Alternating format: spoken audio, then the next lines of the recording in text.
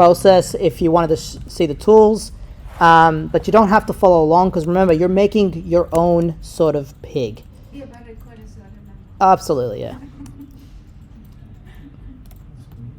Oh, that's nice.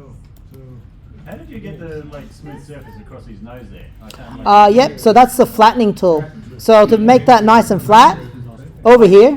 But from the bridge of the nose up there, to where it goes in his face. Oh, that. Same thing. Just use the flattening tool, and I just flattened it out. Okay.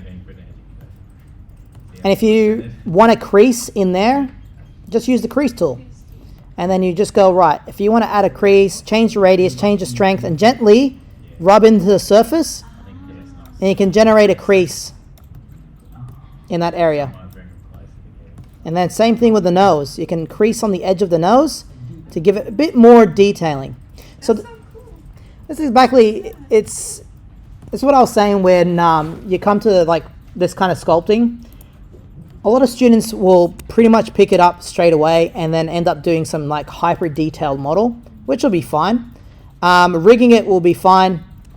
Just remember that when you do things like that, you're going to run through the risk of making the computer sort of struggle. Simple geometry, simple sort of editing. And I'm just using my grab tool, and I'm just literally grabbing sections out. I'm kind of making it more like the pig's nose.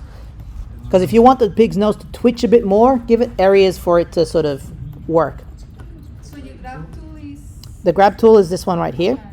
And this grabs portions of your thing. So for example, if I want, like the ears. like the ears. And same thing with the ears. I might actually make my ears a little bit wider. I don't know, because once again, this is a stylized thing. If the feet are too wide or too big, use your smoothing tool and just start smoothing things out a bit more. And that will shrink some of the geometry for you. But remember, it's a stylized pig. Yeah, exactly. We're not aiming for hyperrealism with this. Might give it some meat curves.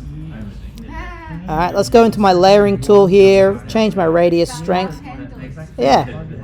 So just click right here and just sort of see what I'm going to just give it some sort of thickness around some areas just to make it a bit more cuter. Give it a bit more of a booty. There we go. Now we're working. Now we're working it. Okay.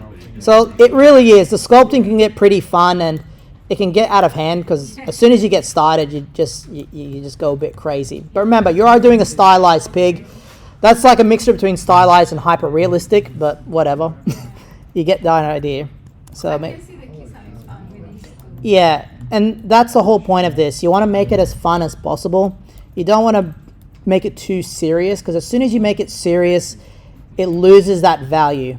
When you start making it fun, when it's in stage 6, by then the kids are going to get a bit more serious with it.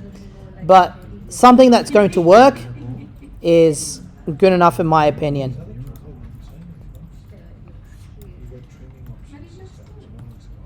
Yeah, okay. There we go. He's getting there.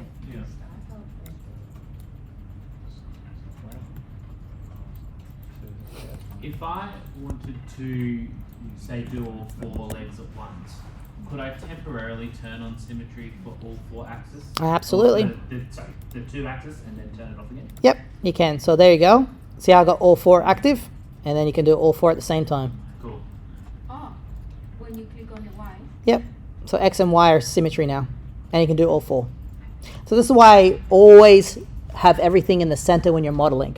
Because when you're designing these things, you're anticipating other tools you're going to use. Very important that everything is always where it should be to start with.